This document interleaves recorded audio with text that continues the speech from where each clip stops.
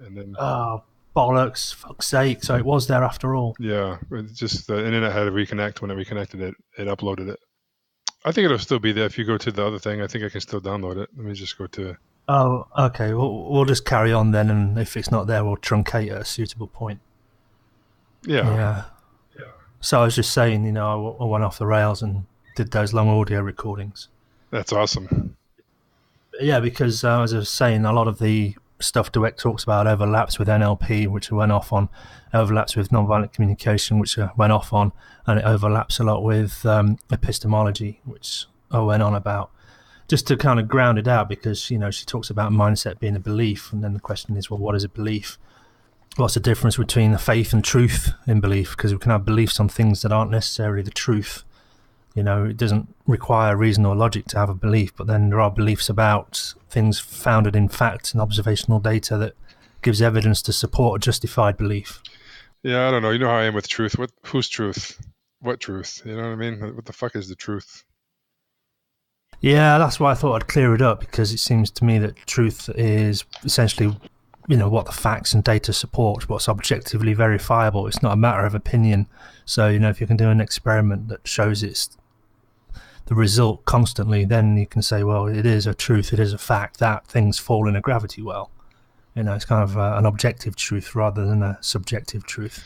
Yeah, it makes sense. I heard a guy speaking last night. It was great, and he was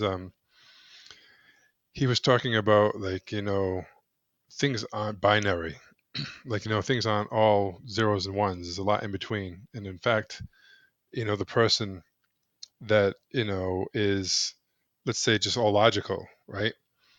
And they use logic all the time. Well, they should probably be, do more things to be more intuitive, and vice versa.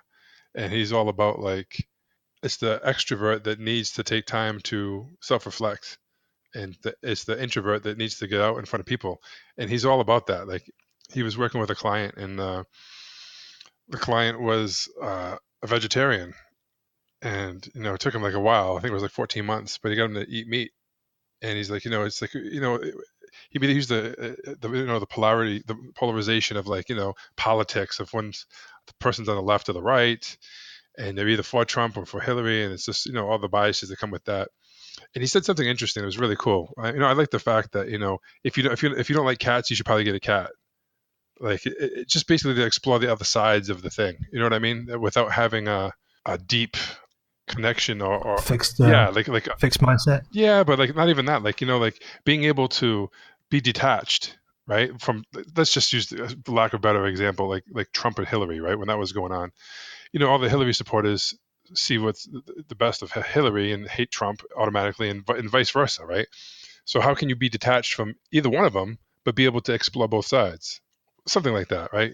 To be more objective, to be more open-minded, kind of thing. But one of the things that he said that was really cool, and he was talking about religion, and then he's talking about science, and he says, well, science is now, they're so about, running the data and the test. It's become a religion now. And it was a really interesting perspective, and just different. You know what I mean? So Yeah, I take great exception to that, because there's a lot of pressure coming from the religious camp that they're trying to reframe science as a religion, and that evolution is a dumb religion. I do take exception to it, because science is a method, it's a process. There's nothing taken on faith. It's either they build a hypothesis, and then they say things like, what must be true if this hypothesis is true? What's the test to show that that's the case? What must be false if the hypothesis is accurate? Let's do a test for that. What can't be true if the hypothesis is false? And then what can't be false if the hypothesis is false? So they test all Cartesian coordinates, and they do it through a process of testing, and then they design the experiments to take out confirmation bias, the double blind experiments, so that you're not persuading the results. So the careful crafting of the test is as an important part of it. So there's no, to me, faith and religion is pretending to know things that can't be known, or that you don't know. And it's a dishonest position, because you're asserting speculation as fact, whereas science says, well, we don't know, let's go and find out. So I don't see how that can be labelled a religion in any way. I don't know. It's interesting. But isn't there some parts of science that just the mere fact that someone's observing it can change the outcome? Ah, boy, that's another topic and another day. That's the old. This kind of comes down to the Young's double slit experiment. It's kind of misunderstood because what's actually happening is, I don't know whether you know Young's double slit experiment, but the idea is that you can put well, essentially it's lines on a piece of glass, very very thin lines, so thin, or on any kind of filter, and you can reduce the intensity of light so that only one photon is emitted at a time through two slits, and then you get an interference pattern on the back screen. And you go, well, if only one photon's going through one slit at one time, how can you get an interference pattern? And then when they actually put a detector to find out which hole that photon went through, the system collapses and you get two stripes where the photon is actually detected going through. And then the argument is that, since you put an observer now, because you know which slit it went through, you collapse the wave function. Well, what's actually happening is, because you put a detector there has to be some transfer of energy from the photon that you're measuring to detect it, i.e. you slow it down or you interfere with it, because to observe it, it's like, I don't know, what's an analogy? Someone throws a ball and you catch it, right? Now you stop it, but you know it's there because you felt the impact on your hand. And what's the impact? A result of? It's a result of a transference of momentum. So you've actually interfered with the motion of the ball by putting your hand in the way to detect it. So the detection process always involves somehow taking energy from the system you're observing, even if it's just looking at something.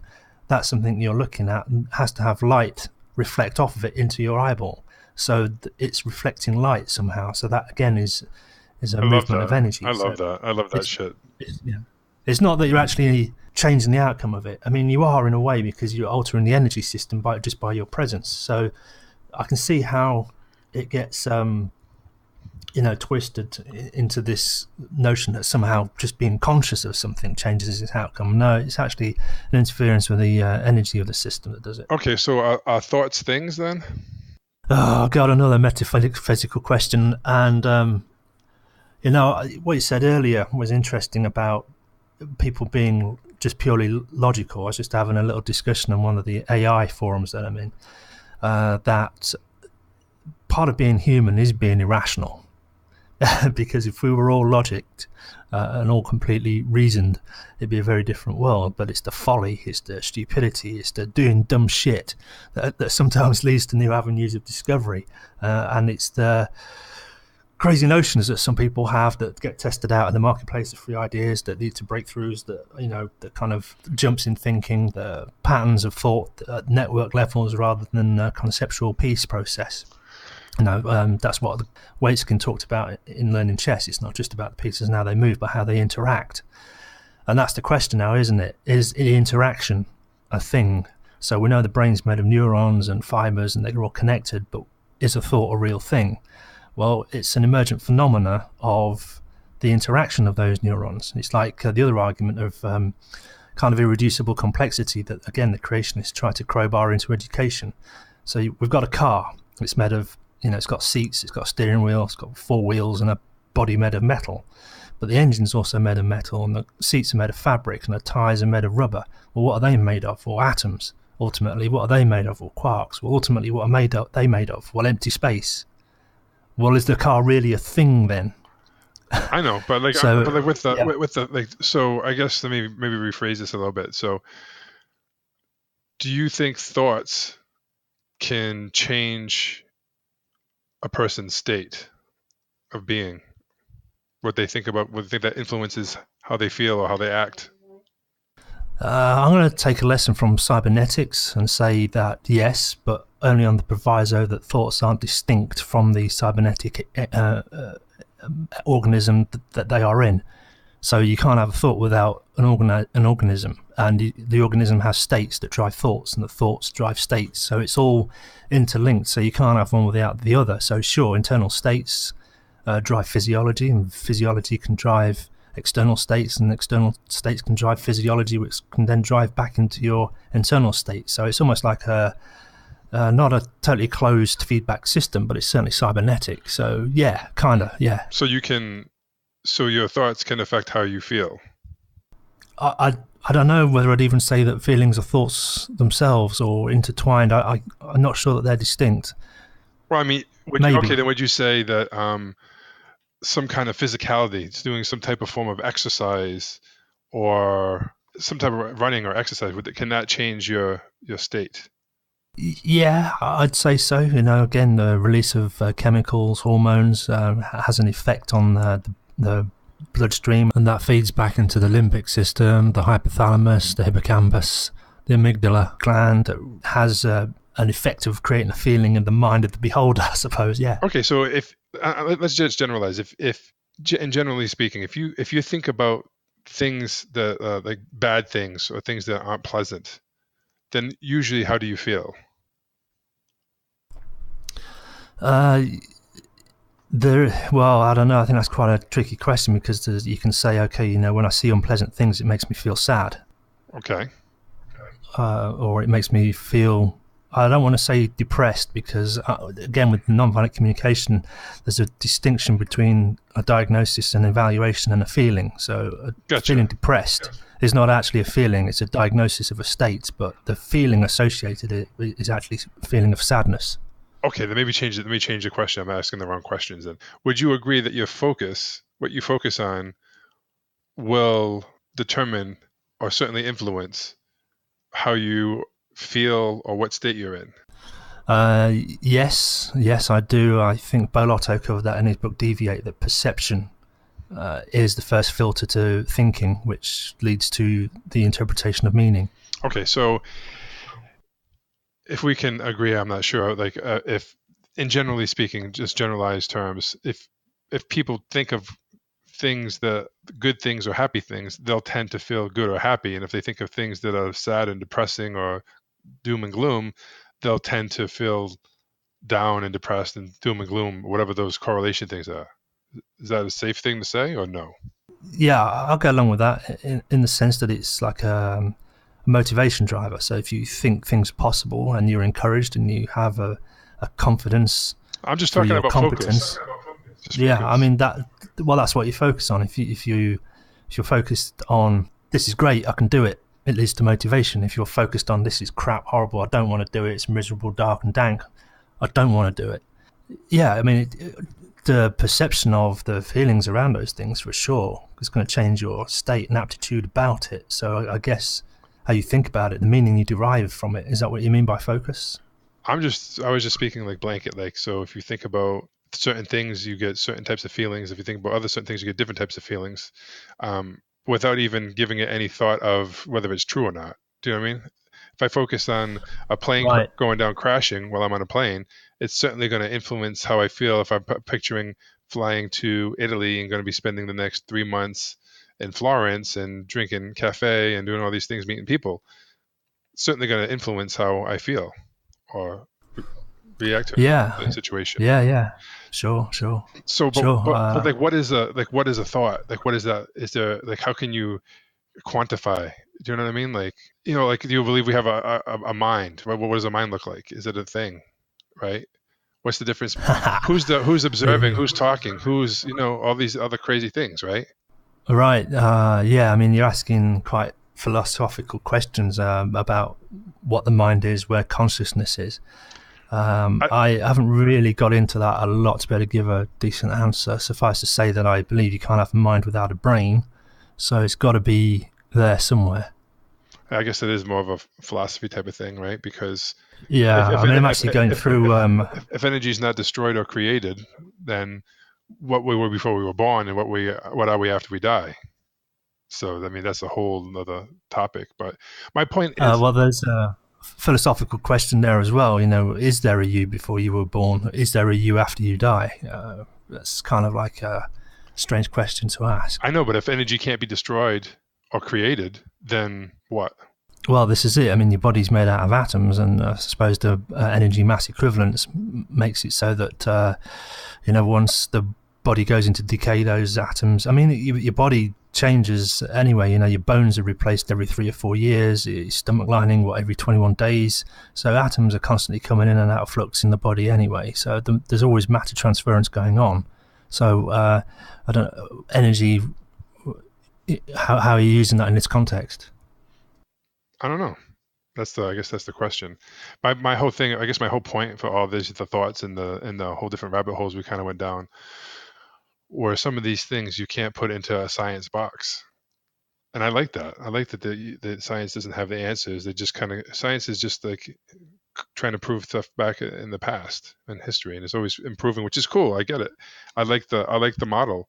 It just something that I'm not against science. I'm for it, but I just think that when you have people involved in it and agenda, and I think just the fact how if I have a situation coming up and and let's just say like baseball, I'm playing baseball, just because I visualize I'm going to get on first base and or hit a home run doesn't mean that's going to happen. And just because I visualize I'm going to strike out, that doesn't mean that's going to happen. Okay, I get that. But my point is, I think it influences it a lot more than we give it credit for, right? So when you're looking at an experiment, being objective, being a scientist, I get that. But I just think that the mere fact that someone's observing it and maybe they want an outcome to come, it could influence it more than we think. That's all. Well, that's the thing about science and the scientific process, that one builds a hypothesis and then tests it, so things have to be falsifiable. That is to say that the honest scientist puts forward a hypothesis that can be proved to be true or can be proved to be false. And then the tests are designed to explore both of those avenues to see whether it survives. So, for example, the theory of evolution has survived every test we've thrown at it for the last 150 years.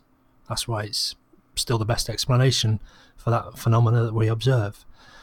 And so the tests are also designed, well-known processes of tests are designed to take out things like confirmation bias and selection bias and prejudice. And this is why we have, double-blind studies. It takes out the bias. Also, the peer review process will confirm the honesty of the scientist, if you like, and woe betide anyone in the scientific community that fudges the results or falsifies data or tells lies in their journal. It's merciless. That their career will be ruined when that's exposed. So there's a high cost of being dishonest in the peer review process and in the testing of hypothesis. Universities certainly don't like it. Research institutions certainly don't like it when scientists using their money and their name lie. It's rooted out ruthlessly. That isn't to say, though, that institutions set up specifically for finding a particular outcome don't exist, or that in the reporting of the scientific discoveries that something gets lost in translation. I've seen many times where on popular science journal websites the conclusion that's written is actually opposite of what the scientists were claiming and writing and hypothesized. It's just the word salad that goes on, twists it.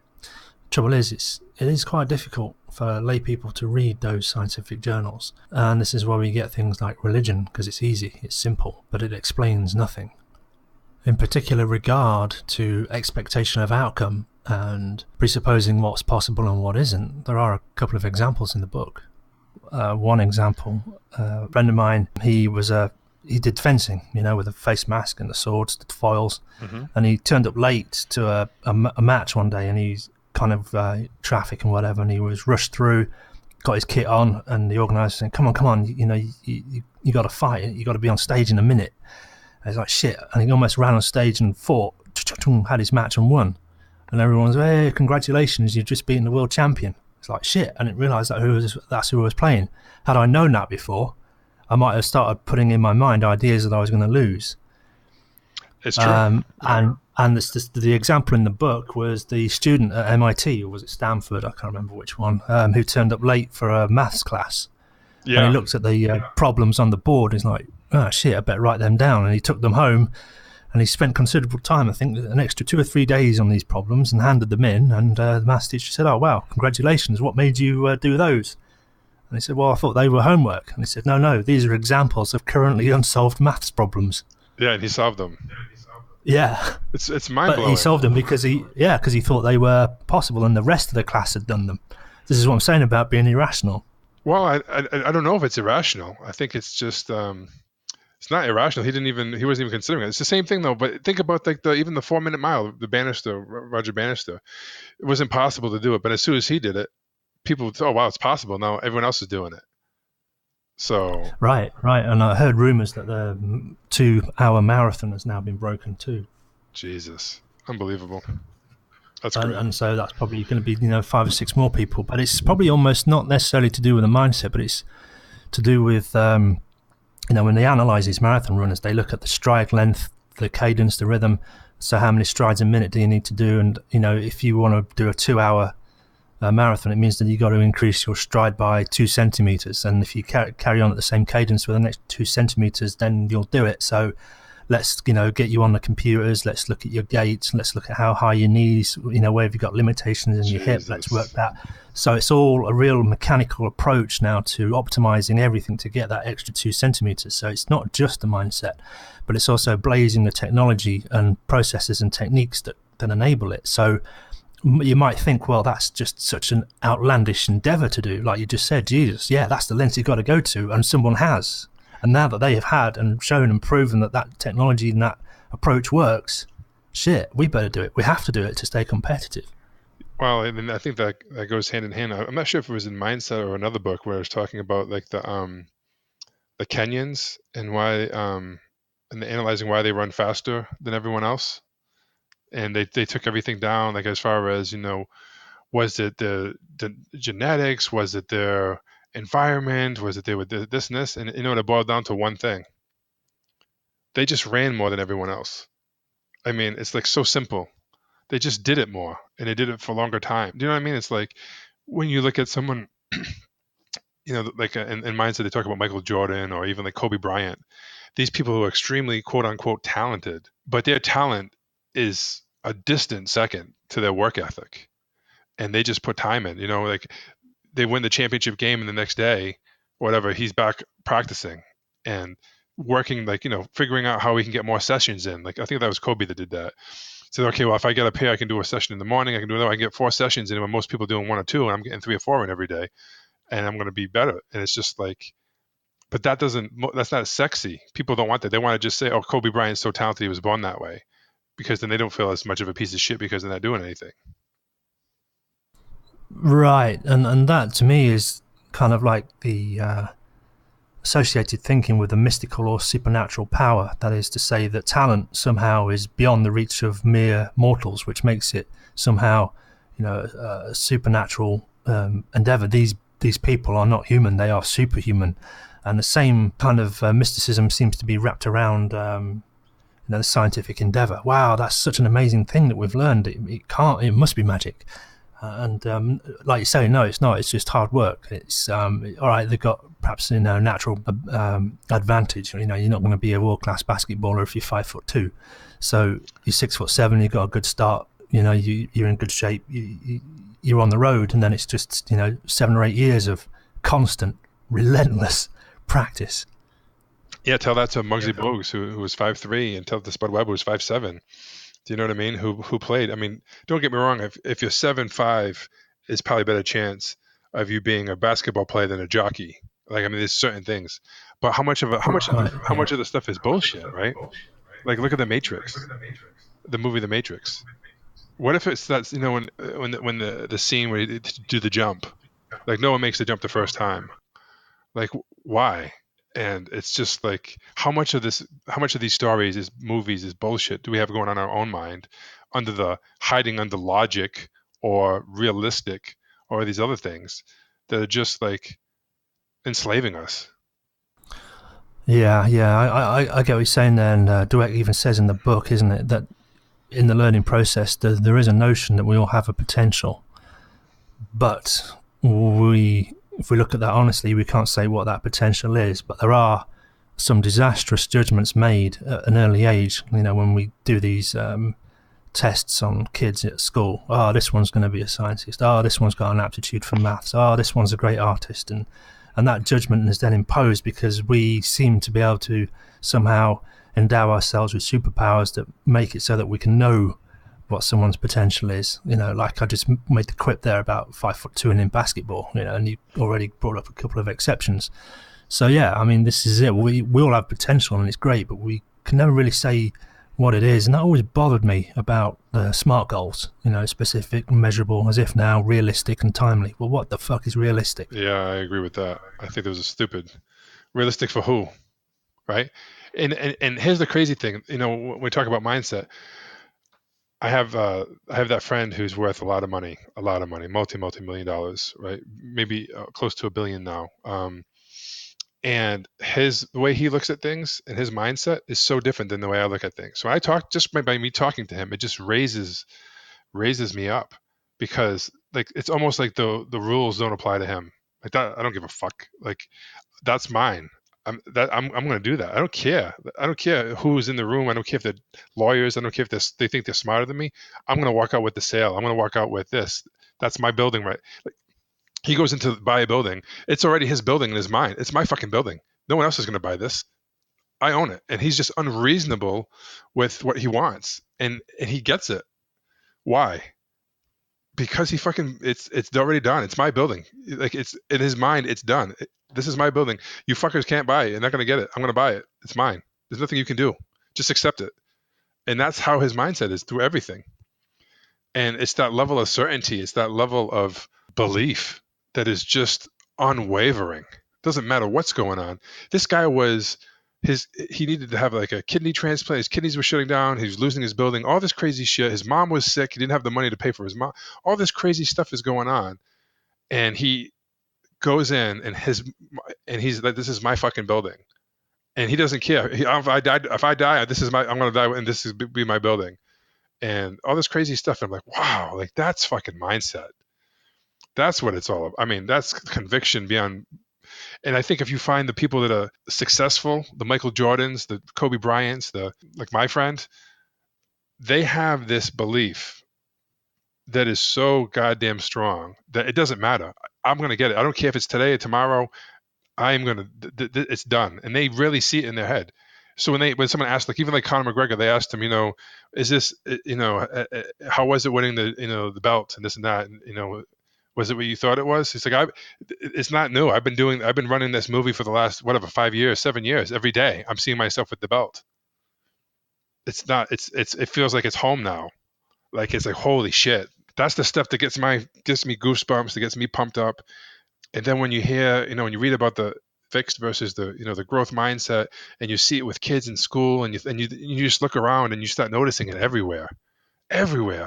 And you say to myself, oh my God, like even if someone's doing good, like they're doing really good, and you're like, they're way too happy than they should be. All their value is going into that. What happens? Yeah, I'm doing great now, so I'm awesome. But what happens when it doesn't go great? Then they just crumble, and they're a piece of shit, and they want to kill themselves. Crazy. Yeah, there's a lot to be said in there. I can't remember who said it now. Sounds like maybe it was it George Bernard Shaw? Reasonable men adopt themselves to the world. Unreasonable men try to change the world to adopt to them. This is how change happens. Yeah.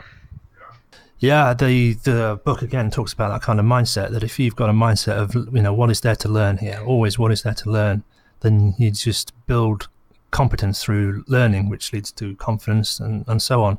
But if you adopt a mindset that's fixed in respect of, I'm great, I'm good, I'm fantastic because I'm a winner, then the day that you lose or make a mistake, that crumbles your own identity. And like you say, then it's a downward spiral, because if your identity is linked to winning and you're not winning, what does that make you in your own mind? And it's a disastrous mindset.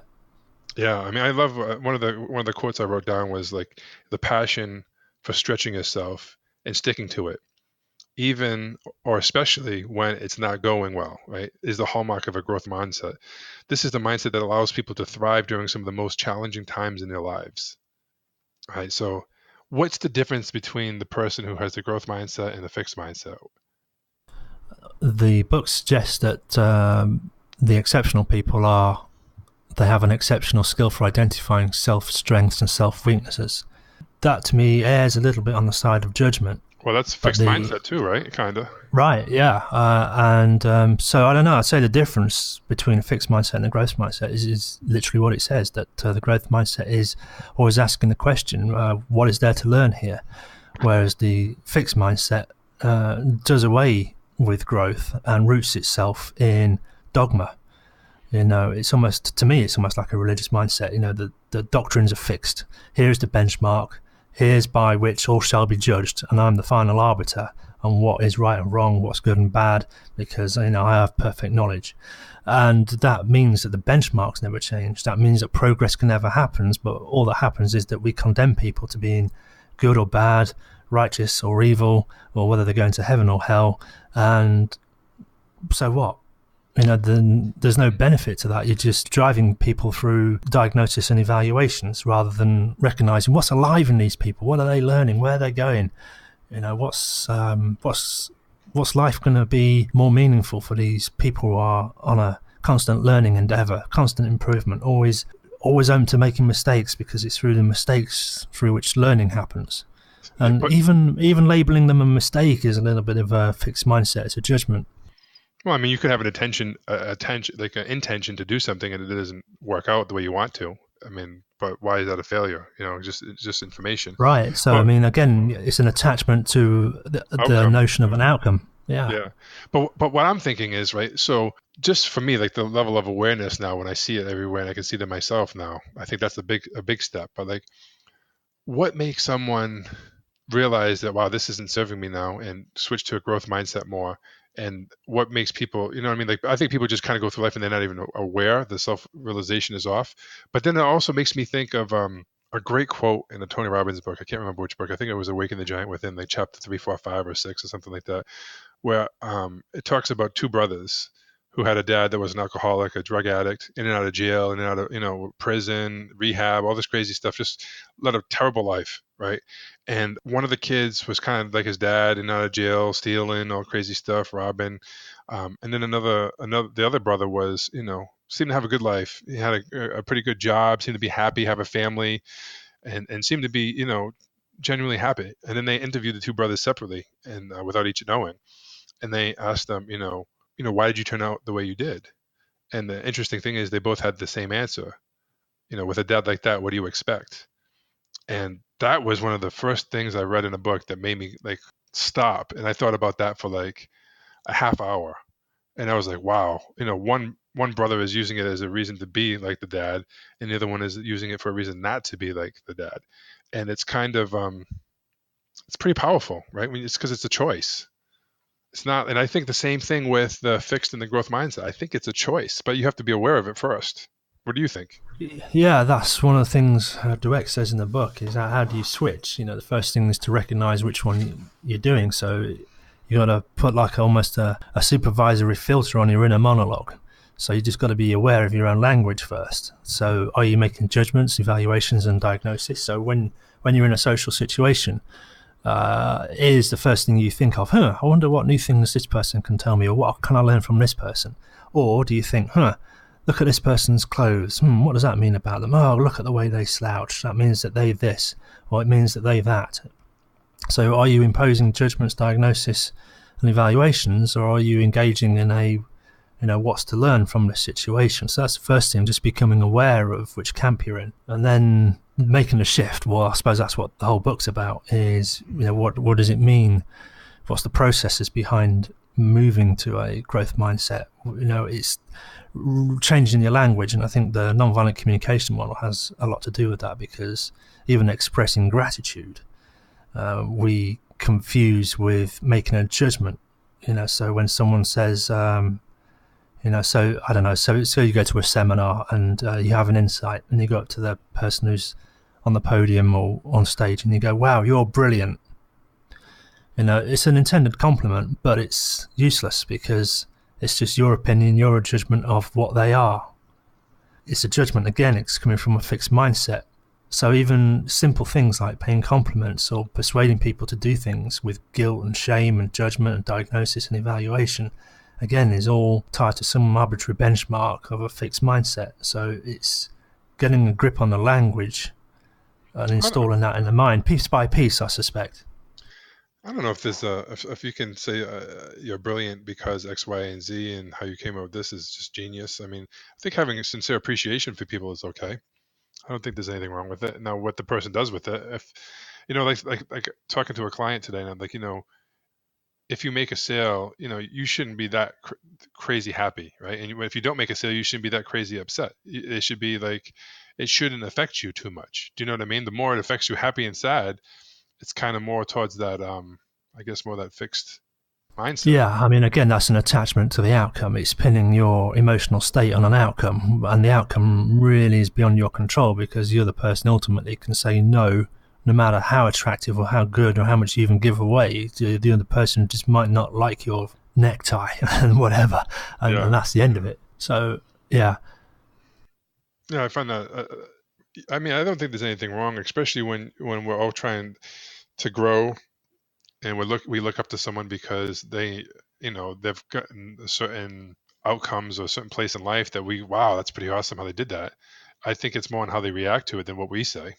Well, I think it's more useful. I'm really coming around to the non-violent communication way. To receive appreciation, for example, without feelings of superiority or false humility. The model suggests that when someone pays a compliment, there's 3 steps to receiving it in a useful way. The actions that have contributed to our well-being. So if we want to give thanks or appreciation of somebody, state first of all what it is that they've actually done, what action they did, because the action is the observable data point. It's not a subjective test. I think my opinion of you is this is what you actually did that made my life better. And then step 2 is to express how that met my needs. Because of your action, my need for peace of mind has been fulfilled. And then the 3rd step in that process to express the pleasurable feelings associated with fulfilling the needs. So the 3-step process. This is what you did. This is the need of mine that your action met. And this is the feeling I'll get as a result of that. Much more useful than saying, I think you're brilliant. I agree. I agree. I mean, even when I worked at Apple, they used to have, positive specific feedback is much better than just positive feedback. Oh, you're awesome, right? So if you can get specific on what it is that, kind of like that. But most people go through life and they're not even conscious of these things. They're just kind of victims to their thoughts and feelings, and without Right, even a rhyme exactly. or Yeah. reason. Well, I mean, there's another book I want to get to, Blaming the Victim, which is all about.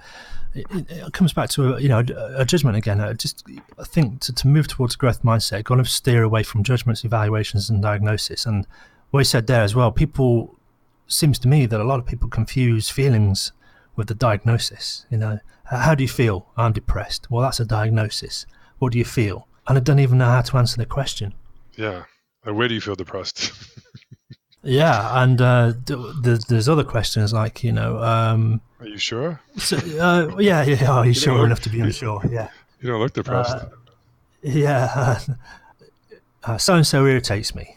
Okay, well, what is it that they do that irritates you? And then they'll give a diagnosis. He's got a big mouth, or he's always showing off, or well, that's not the action. That's your interpretation or judgment or evaluation of their behaviour. What is it they do that irritates you? And it's a trick question, of course, because nothing they do actually irritates. What it is they're doing a behaviour that we don't like, or it Sure. makes They're and so not, that's they're an not even aware internal. of it. Yeah. Right, yeah, and we always blame them. It's like all this dress code and dress sense. The clothes that you wear make me feel uncomfortable, therefore you have to wear something else. How does that work? Yeah, it's a whole other fucking crazy, crazy issue. But what it really is a disastrous way of expressing an unmet need. It could be that the person fears what might happen to someone dressed in a particular way and that they have a genuine need to know that they will be safe. Or it could be that they fear judgment by association and need to feel safe themselves in any response. Repressed expressions of needs seem to come out as demands via judgment and evaluation that are justified post hoc. But that's a lot of it, a lot of this behaviour, being honest about, expressing just feelings. It's embarrassing. People don't like it. Therefore, you have to change your behaviour so I don't Oh have no, to. that's ridiculous. That's absurd. That's just I can't even entertain that thought. It's so stupid. But that's a judgment and evaluation. I know, but it's Well, just yeah, it's but ridiculous. I don't give a fuck. this is how it goes, yeah. It's just ridiculous that you're so fragile that you need the world to change for you. The world can be a harsh place. You need to fucking adapt, get some strategies. You know, um, it makes a difference. You know, it's interesting too. Like the thing I realized a long time ago, like the things I didn't like about my dad ended up being the things I didn't like about myself. You know what I mean? And the things we don't like about others are the things that, the people like, when you see this, especially in like celebrities and on news, and I don't watch TV much, but like, I just know that when you see people going about, oh, this behavior is reprehensible, it's terrible, that oh, this guy is doing like similar things, you know what I mean, like judging other, when he's going crazy on the judging, he's probably doing that, and then you find out like 2 years later that he's having an affair and he got caught cheating, and he was just talking shit about everyone else who was cheating. You know what I mean? It's all this crazy stuff. So, and I don't know. That's what I like about like stand-up comedy. It's, to me, it's one of the purest art forms. There's no hiding behind anything. It's just you, whether you bomb or you don't bomb. It's all on you. There's no hiding, and that's the same way I feel about the sales calls.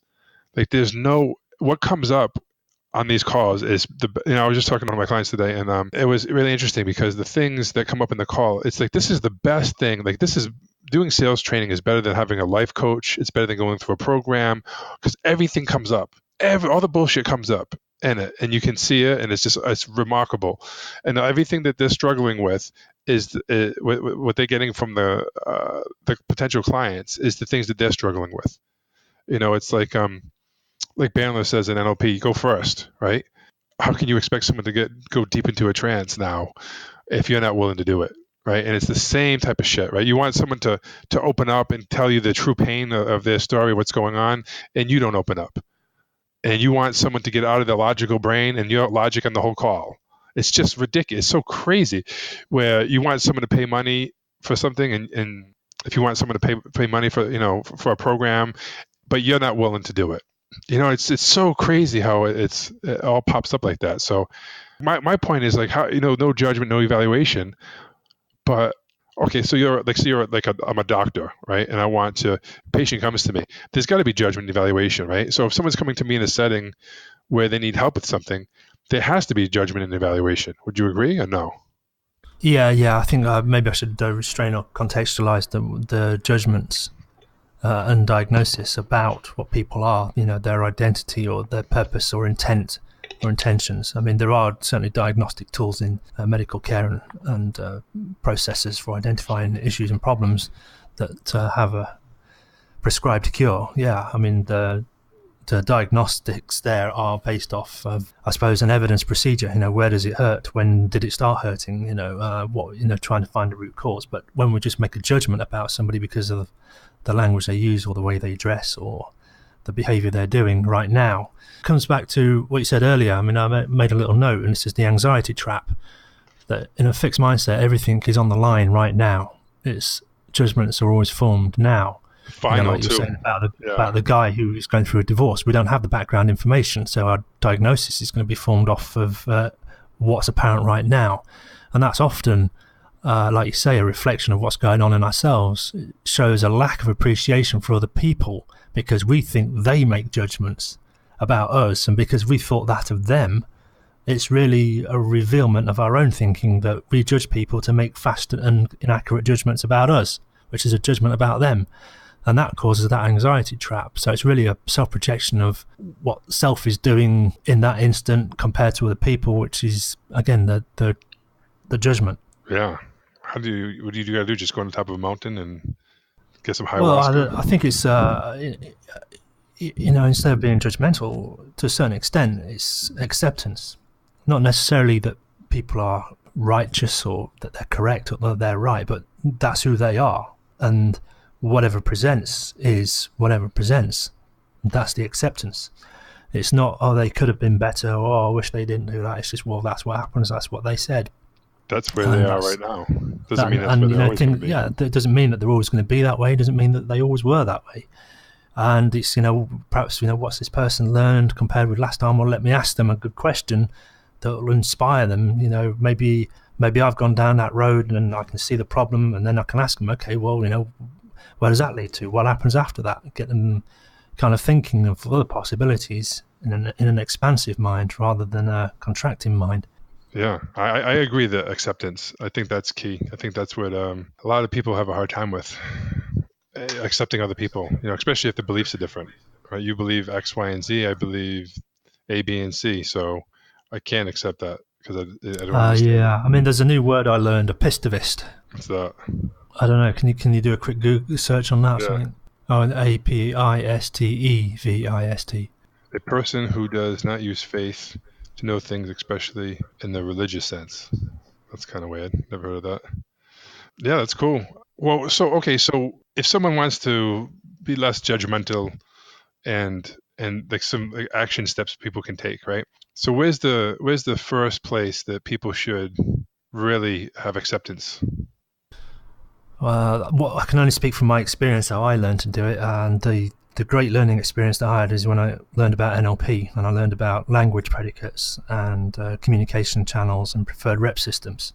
So then I just became an observer of people, because before that I was so judgmental. Only recently I realised that I was judgmental. So I was always trying to evaluate and diagnose people. What they were saying. What does that mean? What's their intention? And I gave all that up, and I just thought, okay, just let me observe. So how did they say that word? Did they use auditory predicates or visual predicates or feelings?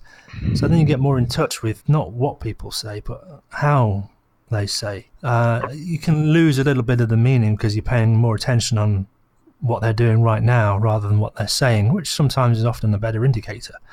Again, that's kind of a judgment thing, but it's just to engage in stepping into their world. How do they Okay, see things? What was it that I can observe without judgment? Just observe, just listen to people, the words they use, the language they use, just even to your own inner dialogue. So the first step is just, like I say, to put that inner filter on, just listen to your own language. okay. How about this? Now I'm gonna ask you a different question because I want you to arrive somewhere. It's my own bias, but what is the hardest sale you will ever make? What's the hardest sale Yep. that I'm ever going to make? Hmm. I guess it's selling myself on something that is possible that I've pretended is impossible. Okay. So if we want to work on acceptance, who's the first person we should accept? It bothers me to say self. Why? Resistance. That's just judgmental. Of course. Yeah, Yeah. absolutely. Yeah, yeah. So that's my whole point, right? We can talk about all these things with other people, but I think there's no one more important to accept than ourselves. The good, the bad, the ugly, whether we have our nose is too big, our dick's too short, our freaking brains are not smart enough, we don't have enough good looks, whatever the bullshit is, right? Whatever it is, how can we accept and just have that same thing that we want to do with other people with ourselves, right? So, like, I'll give you an example. This is really funny. Like, back in the day, I used to work at Apple, and I used to teach some workshops, and there would be a lot of older people. I mean, like 50 plus, non-technology people, and I'd have like 10, 12, 15 people around a table, and inevitably someone would say something. Like one lady, I remember one lady immediately to my left, she goes, "Oh, I'm so stupid. I can't." Oh, and she was getting pissed, and I say, "Excuse me," really loud. Everyone stops and looks up, and I said, "Would you say that to Sarah on the side of you?" She goes, "No, God, no." I go, "Why?" "Because that would be so mean." And I said, "Then why are you saying it to yourself?" And like everyone's like laughing, and I'm like it's appalling the shit that we say to ourselves that we would never say to someone else, that we don't even really care about, like as a complete stranger. I would never say to a stranger, but yet someone who we should love the most and we should be taking care of ourselves, we just piss all over ourselves, right? So for me, it's there is no one more important in your life than you are. There's no one. I don't give a fuck who it is. So how do we start at home? How do we take care of our own house before we tell other people to take care of their own house, right? So how do we have acceptance for ourselves? How do we have love and kindness and non-judgmental things with ourselves? Because until we can do that, we're never really gonna have it for others. Like they say, if you don't love yourself, how can you love anyone else? And I don't know. I don't know if that's true or not, but Yeah, yeah, sounds I get good. a bit fuzzy on all that, but I think it comes back to going first. Yeah, so I can see the wisdom in that. That if you're not able to accept yourself, or if you're not even able to adopt a kind of growth mindset yourself, but coming back to the cybernetics a little bit, that the practice of suspending judgment of others perhaps leads to an onset mindset that eventually you'll stop judging self as well. So the endeavor is to learn how to get into a growth mindset, whether that's done through practicing with self or practicing with other people, it's going to rub off on both, I think. Yeah, maybe. Yeah. So I mean, just start wherever. So put a language filter on yourself. Just be aware of judgments. Like you say, how many times a day do I say I'm stupid, or how many times a day do I make judgments and evaluations on other people where really I should be asking, what are they feeling? What am I feeling? What Or needs are what? not being expressed or met, rather than Exactly. judging and evaluating. Yeah, I mean, I think you hit the nail on the head with that. What needs are not being met, what emotion is, what value, whatever. I think that's the key for Yeah, I ourselves mean, and other people. yeah, Rosenberg talks about there's really only two things people are saying: please and thank you. That's it. But they ask for things in the most suicidal of ways, because we pretend that, in the business community, there's this thing, needy people. You don't do business with needy people, because if they're needy, they're in a hole, and you don't know how big that hole is, and you don't want to get in with them. So That's then true. we avoid needy people, and there's all sorts of heuristics and biases towards needy people. So then that creates this paradox that we have to ask without asking. So then we do it in all sorts of subtle ways. We start virtue signaling. We start buying Ferraris. Hey, look at me. I want attention and appreciation. And we start doing things to fit in, and then we start finding groups that accept us that other groups have rejected us. So we end up being vulnerable and joining cults and all sorts of disastrous things in an endeavor of being accepted. We pay a high price. Yeah. And again, that's one of those crazy things. Why is there a price to being accepted? Why is it conditional? Yeah, I agree. And then sometimes I think we overcomplicate things. Like sometimes, like I'll never forget when like Bandler was talking to someone and they were doing something, and he's like, "Did it ever occur to you not to do that?" Like so simple, Like he said something that's stupid, and like, it's so simple. I know that's judgmental, but fuck, it's like if you got there has to be some type of pattern interrupts to get people to shift too. So I'm not all like, oh, everything's okay. Let's just hold hands. Everything's going to be fine. I accept everyone. I love everyone. I think that's all well and good. But I think there's a point in a time where people need you to fucking do a huge pattern interrupt to shake up their world, to break them out of their funk so they can actually move in a different direction. So I don't know. Yeah, no, it is. It's. I think that, again, it's shaking things up. It's doing things differently. In the business community, again, they talk about getting out of your comfort zone. But again, that's really just brushing up against new learning. If you're always in your comfort zone, does that mean you're rejecting things? You're rejecting opportunities? You're rejecting different things, or you're trying to keep things in your own bubble too much? I, When is too much not enough, and when is enough not too much, and all that kind of thing. So I don't think there's an answer. It's each to their own. But it's just looking at how people express themselves since reading this book in terms of making judgments and evaluations and being in fixed mindsets. It's explained to me, for example, a lot of the questions that I always asked around religion and flat Earth. Why is it that people believe this stuff when the evidence is clearly to the contrary? Fixed mindset. Because they are fixed on their beliefs, and they either have the inability or deliberate desire to remain willfully ignorant. well, I told you what I thought of the first time I heard of flat Earth. The first thing I was violently opposed of it, and I said, this is ridiculous, and I was so sure in my mind that it actually made me question myself, saying to myself, Jesus Christ, I have so much conviction on this, and I think it's so stupid that it might actually be true. Because why am I so opposed to this, right? And having a little bit of self reflection, thinking, Jesus, and I don't care enough to me, at the end of the day, it doesn't matter. I don't give a fuck if it's flat, if it's not flat. It doesn't affect my life at all. I don't care if people believe what you want to believe. I don't care if you believe the moon is made out of cheese. It doesn't affect me, right? So it doesn't matter to me if they're stupid, not stupid. I don't care. But to me, that when I had such strong thoughts against it, that I actually made me question myself. Like maybe there is some truth to it if I'm so violently opposed to how stupid this is, right? I think being able to explore things, I think being able to I think you said something that was really key, is I think every day we should do something that makes us feel uncomfortable so we can get more comfortable with being uncomfortable. I think there's a lot in that. And I think there's a lot of exploring the other side. You know what I mean? Not for the need to be right, but to be just to, I don't know. I think there's so much brilliance and power in that. If you don't like this, then you should probably do that.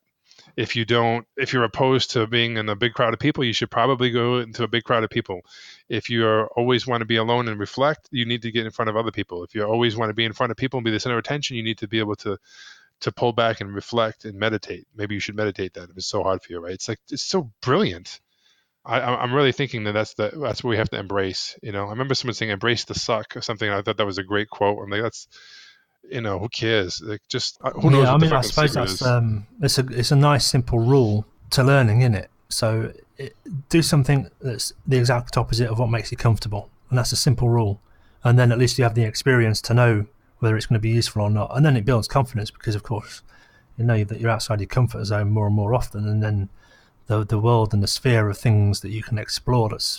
Again, it's Yeah, like that book on Zen and archery. You know, the notion of the target is infinitely far away. You are far from perfect. Perfection is a fixed mindset, but even when you apply the growth mindset to perfection, it's an ever evolving and moving concept because the more you know, the more you realize what perfection means. And the closer you get to it, the more you realize there's more involved. So it's always infinitely far away. Nevertheless, that doesn't mean to say that the endeavor of, I don't know, chasing it, pursuing it, doing actions and learning, just because you never get there doesn't mean it's not a good reason not to do it. yeah. It's not about it's. So I mean, I read a book a while ago. It was a really good book. It was very simple and very basic. It's called Rejection Proof. And this guy, he said, "How I beat fear and became invincible through 100 days of rejection." So he started doing like crazy shit and like asking for things just to get rejected, right? Because people would, the more he would just get comfortable with the no's, like he'd ask something. He went to like, I don't know, something like, I think it was a Krispy Kreme donut place. And he said, okay, I got to get a no, right? So he's like, hey, can you make, can you make like, donuts intertwined so it looks like the Olympic rings, right? And the manager of the store was like, "Oh, when do you need it by?" And he's like, "Oh, I don't know, like 20 minutes or something, like 15 minutes, just so we could get a no, right? You know what I mean?" So the next thing you know, this person puts it together, says, "Let's try this," and so the manager's so creative and ends up making these Olympic rings for him, right?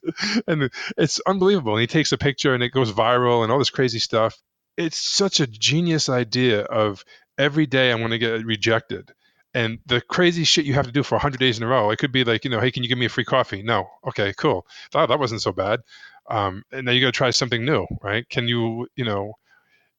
Would you be a guest on my podcast or someone like very famous just to get a no? And next thing you know, like you might start getting more yeses because you're not scared anymore because you don't care. You're just trying to get a no. Yeah. I wish I could get there. I got to take that one on board. It's really empowering, but also there's a strange heuristic at work as well.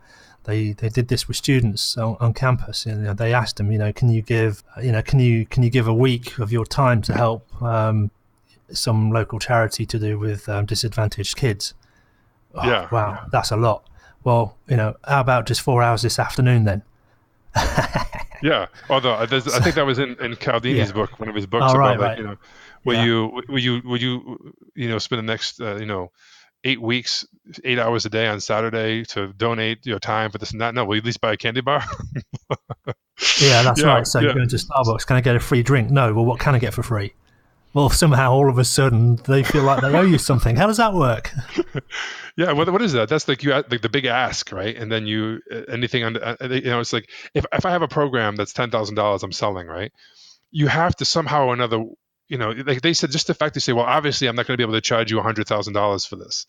Just the fact you say something like that, it's the contrast thing, right? You have to have something to compare it to. The old days in the car business, they'd say a really high number, and they used to say peel them off the ceiling, and then it's easier to get them to think higher because but there is truth to that.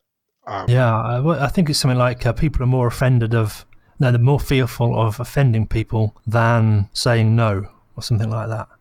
and I think that's another skill too. I think people need to practice saying no. A lot of people because there's so many yes people in this world, and so many people pleasers that Yeah, that's another thing as well. Successful people seem to say no to a lot of things, and they've identified where their focus, their niche is, and I mean, something I suffer from. I'm just interested in so many things that I'm all over the shop. I've got to start saying no to a lot of these things.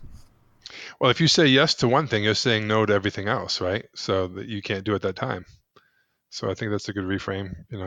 But a lot of people have a hard time doing that. Like I remember even my mother-in-law, we went to a thing called the fair out here where there's just like a whole mess of like vendors, you walk around and she was so like shy and nervous that I said, "Hey, she was looking at the bag and said, ask them if they can do 50% off. And if they say no, say thank you and we'll just walk away." And she couldn't do it. She was having a hard time just to say that. And I was like, "Oh my God." Like, holy shit, can you imagine living your life that you can't even say that? I don't know. I mean, I'm from the East Coast. I've got a different type of personality. I've always, I think up until about 13 years old, I used to be really shy, and then I don't know what happened, something snapped, and I have no problem doing that. But I do remember when I first learned NLP. I remember being at a Starbucks in California, and I was working on embedded commands, and I thought that they were gonna know what I was doing. So when I framed like, something like, can you give me a pen so I can write with it now, or something like that. And I remember, and then she handed me the pen or something stupid, right? And I'm thinking to myself, oh my god, she knows what I'm doing. And but anyway, I don't know. I think that getting no's, the rejection proof thing. I think that's really powerful. So you're not worrying about getting rejected. Yeah, well, that's one of those things, isn't it? Rejected. I am rejected. It's a state of being. It's a judgment or diagnosis and evaluation of a situation, rather than saying, They rejected my idea. well, I mean, that's perhaps not even the thing to think. You got to think, put it where it belongs, and say, okay, what need of theirs hasn't been met that would allow them to say yes? I know, but it's not even about the yes. It's not even about that. It's not trying to get a yes. It's just being comfortable with a no, so you can just be you and not have to try to get approval from people or get, you know what I mean? The Yeah, yeah, neediness to yeah. be liked. It's just about Right. being okay with a no. It's not trying to Yeah, get a yes. I'm not trying to sell them. I'm not trying to. I'm just trying to get no's. If I'm yeah. getting yeses, I just want no's. Right. So, I mean, it sounds like two things are trying to be done at once there. You're trying to get a yes for the commercial reason, whatever, but you also, at the same time, trying not to destroy your own sense of self or worth by asking for things because you come across as needy again. I don't know. I mean, I think that you just ask. I think the goal from what I get out of the book, anyways, is just to get comfortable with people saying no, and you realize it's not as bad as you thought it was. You know what I mean? It's like one of my favorite sayings. I think I said this before, but like fear is the only thing that the closer you get to it, the smaller it gets. I just love that quote. I fucking love it. I think we need to embrace that. You know what I mean? Everyone's so worried about all this shit. Like, I'm gonna do that. I think I want to do that rejection proof thing. That would be fun. We should do like a 90-day thing or a 60-day thing, and every day we got to get rejected, and we have to talk about it. It's something simple, like, okay, Yeah, what am I gonna ask today? Like, oh shit, I'm gonna call someone up and ask this. I want to get out of the house. Do you have to do? And we have to have some kind of rules. So you have to do some in person. It can't be just over the phone or the internet because that's easy, right? You can just I can message someone and saying, hey, would you do this for me, this and this? No, okay, thanks. That's not a big deal, right? It's easy behind the keyboard, right? But to do something face to face to someone, I think it's a little harder. Go to a business and ask to talk to the CEO or something, right? Just so they say, do you have an appointment? No, I don't have an appointment. I want to talk to him though.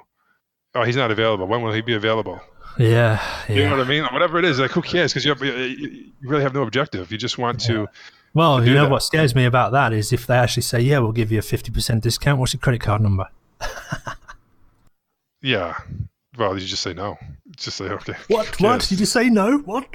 Yeah. Yeah, there's that obligation Well, thing again. Yeah. then you could go. Then you could say, "Well, would you do 75% discount?" Like, you keep going until they say no. That's all. Yeah, yeah, Yeah, yeah. yeah, I'll do True. that. Okay, how about 80%? Yeah. No, yes, 95%. Yeah, I'll do that too. How about you pay me 5% and I'll take it? No. All right, I got my no. So one of the funny things I said to someone one time, I used to love fucking with people, and at Apple, a guy came in and says, "I want to return this." And I said, "Hey, yeah, man, no problem." I said, "Absolutely, I can take care of that for you." I take the product from him, and I said, "There's a 110% restocking fee." And the guy's like, "Well, that's more than I paid for it." And I'm like, "Yeah, you should probably keep it." And he's like, "Are you serious?" And I just bust out laughing. Naughty, naughty. Yeah, well, I'm sure his appreciation of what happened next went through the roof. Of course, yeah. When I Yeah, returned it, it was no problem. He was like, "Oh yeah," yeah, because it sets the boundary, right? And even like I said, yeah. like when I would teach the workshops, right, I used to say a line at the end of it because sometimes people would give you like a bad review. These old fucking people are just miserable. And I would even do things. I'd go around the room before we started, and I'd say, what's your name? How long you been using the Apple products, or whatever. And then like, what's one thing that you really want to learn today? And I would go around the room. So if I noticed everyone saying like, photography or this and that, then I would obviously touch on that. And I would try to answer their questions. I'd save the last 20 minutes to go back and answer all those questions, right? But at the end of the workshop, I would say something. I said, what's your biggest takeaway from today? What'd you learn today? And I go around, everyone say something, right? And then I would say, I said, remember this. I said, remember, even if you guys didn't learn one single thing today, if you came in and you didn't learn anything at all, you still get your money's worth. And they all bust out laughing because it was a free workshop, right? But that made my reviews go through the roof when I was doing shit like that. Yeah, Anyway, nice reframe. Yeah, you set the boundary conditions. It's like that decision architecture, isn't it? In restaurants they put the stupid, absurd, expensively priced wine right at the top and makes the overpriced, cheap house wine look cheap. yeah, contrast. Yeah, Yeah, more contrast. yeah. So just to round off, then, because it's been an hour and 12, I think you've got to go in a minute. There's just one. I want to cover more in this book because we've barely scratched the surface. But there's a I know, question. right? Yeah, a question posed by Marshall Rosenberg in his book Nonviolent Communication. It says, what appreciation might someone give you that would leave you jumping for joy? Hmm. What appreciation that someone would give me that would leave me jumping for joy? Yeah. So again, it's just one of those questions to end on, I think. Well, I mean, for me, there's nothing more pleasurable for me than when someone can take something maybe they learned from me or whatever or from themselves, but when people are okay with themselves, the good, the bad, the ugly, like to me, that's what success is. It's not about achievement. It's not about these other things. It's about constantly growing, becoming better, but in the meantime, accepting oneself, loving oneself. And to me, if someone said that to me, someone said, you know what, I got to thank you for helping me find that and being okay with myself and this and that while I continue to grow and learn, that would be like the greatest compliment I could ever receive. Yeah, that's kind of cool. I think I wrote something similar to that a while ago to a guy who does satsangs. It seems to me that the definition of success is to make it okay just for people to be themselves in your presence. Whatever you are, I accept you. I'm not going to judge you. If you want to learn. It's okay either way. Let's just interact, interchange. It doesn't have to be any endeavor or judgment about what's better, what's worse, or which way to go. It's just a kind of like a mutual observation. Yeah, there's that side of me, but then there's also the coaching side of me, that makes me like there's also a part of me that's a fighter, okay, and that wants to fight for other people on some level, to either help them to to believe in them when they don't believe in themselves, to call people out. There's this side of me that just I don't know, like it's the best way I can say it is just kind of like like fighter, where I would fight for other people and why are you giving up, like, and just calling people out. And there's part of me on that to me it's without judgment. Do you know what I mean? Especially when there's other people involved. You know what I mean? Like when I have a call with certain clients, depending on who they serve, it's not so bad if someone is it's just like a business deal. Like who cares if you make a little bit more money, a little less money? It's not a big deal. But when some people deal with anxiety, depression, and they're bringing other people down, and they're not only affecting their own life that's miserable, but they're bringing everyone down like the Titanic. Like I feel that the coach has a moral obligation that, like, there's two outcomes in the call. I tell them it's like either they're going to sign up with you and get past their things, or they're going to slowly die because they're not going to get help.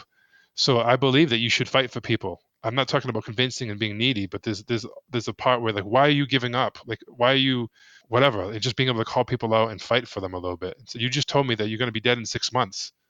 Why do you not feel that you're worth investing in, or whatever? That you're just calling out and just like fighting and being okay with whatever they decide. You know what I mean? Like it's not. It sounds like it's judgmental, but for me, it doesn't. It's coming from the place of love. And if they get off the phone with me, they're dead. They're seriously going to die in 6 months, a year, and they're going to take their family down with them and all this other shit. That's how I kind of feel. I don't know if that makes logical sense at all or not, but It kind of extends back to how we opened about beliefs. And perhaps I'll just wrap this up at the end because I think we're going to come back to this. But like I said in the audios that I did, were extended into a lot of NLP about what beliefs are. There's kind of three notions of what a belief are. The kind of generalizations about causal relationships. So this is when we say because, I believe this because, there's a causal relation, or, he's a bad person because there's the link between the action and the judgment. So it's a causal relation. And then there's another type of belief to do about meaning.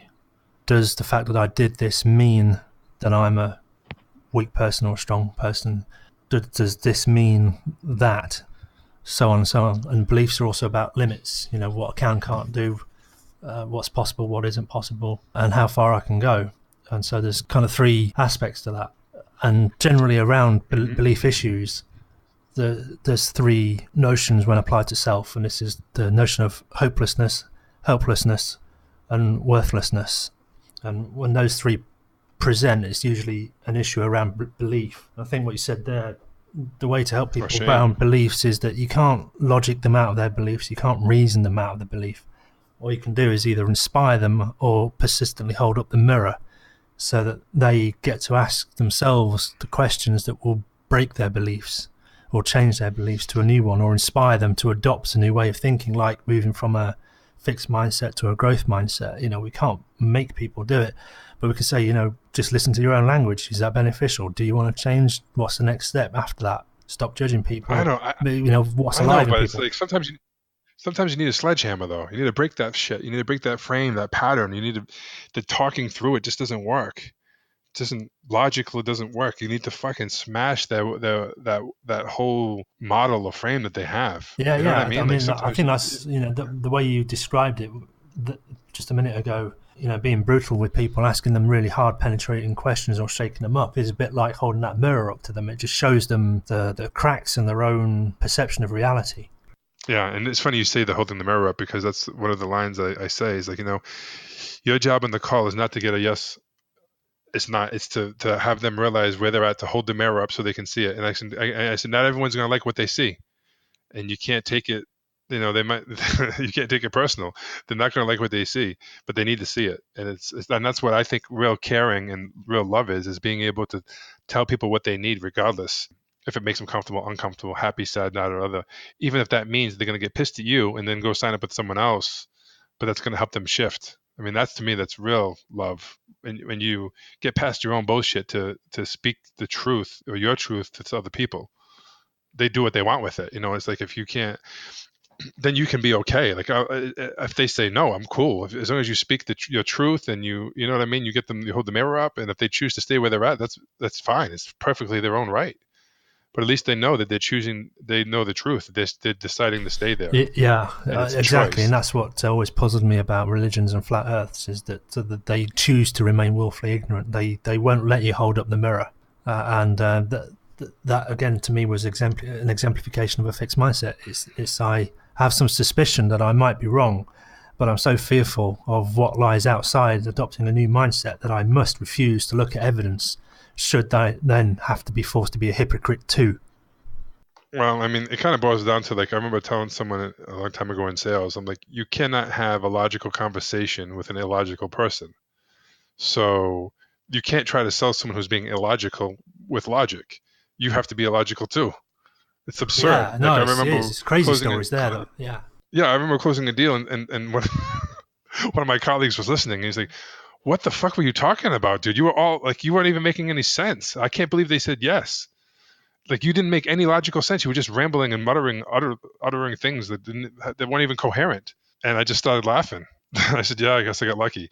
And but the truth of the matter is, the person was so illogical that when I spoke illogical, it got rapport with them on some level. Like, this guy's like me, and cool. And I got woodpeckers in my house, dude, that are knocking on the house, putting holes, and there's like a nest in there. Someone's gonna come over today and look at it. It's driving me nuts.